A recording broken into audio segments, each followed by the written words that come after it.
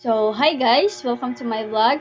Our topic for today is all about introduction of programming concept. But before that, I will introduce myself. My name is Julina Reyes from Rosario Agosan del Sur, and I will proceed my discussion of the 15 question and 15 answer is my explanation of why answer is not correct. So for number one, which of the following is a high-level programming language?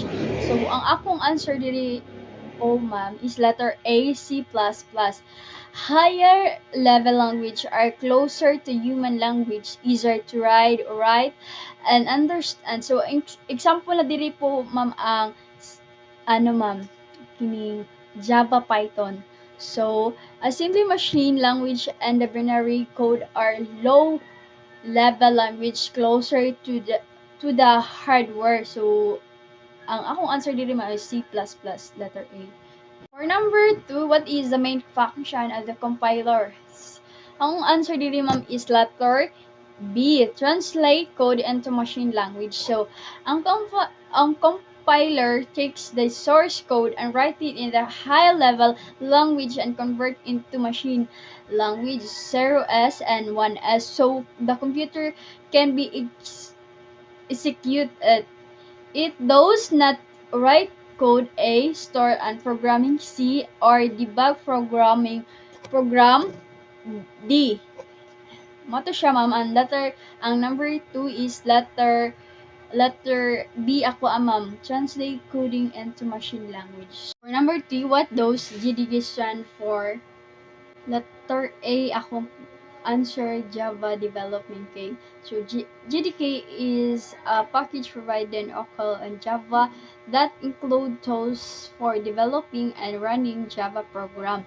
So the others option is Java Data Keeper, Java Development K, Java Design K are incorrect and don't exist. So ako answer dito man is Java Development. For number 4, which tools is used to write and test and programming? So letter C, IDD ang akong answer. And IDD, Integrated Development Environment, provide a platform where programmer can be write, edit, compile, run, and debug code. Example na the Eclipse and Visual Studio. A compiler is A on the translate code and interpreter, B on the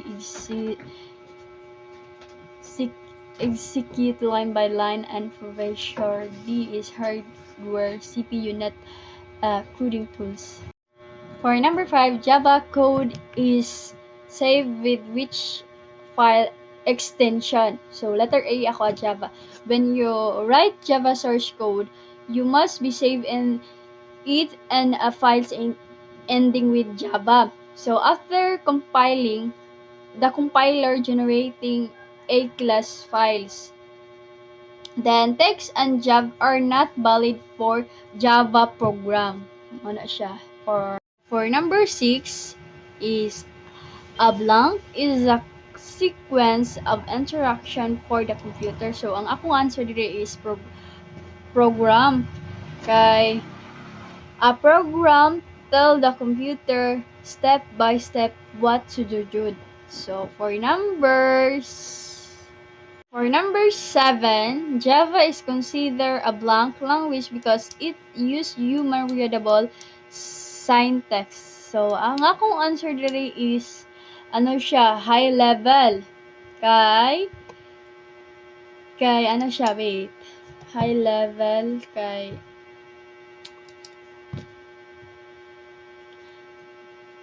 high level means it's closer to human language unlike binary or assembly siya. So, for number 8 is blank is the program that is execute Java PyCode. So, ang akong answer diri sa number 8 is siya, Java Virtual Machine jud siya kay Java Virtual Machine interpret and run the compiler by Java bytecode. So, mora na siya. Then, for number 9 is blank combine editing, compiling, and debugging tools is one of software. So, ang akong answer dito sa number 9 is ano siya kaning an integrated development environment. Yun siya kay example siya sa Eclipse po. So, for number 10, the blank command compile Java source and file. So, akong answer dito kay Javik. Kay naga-produce man siya.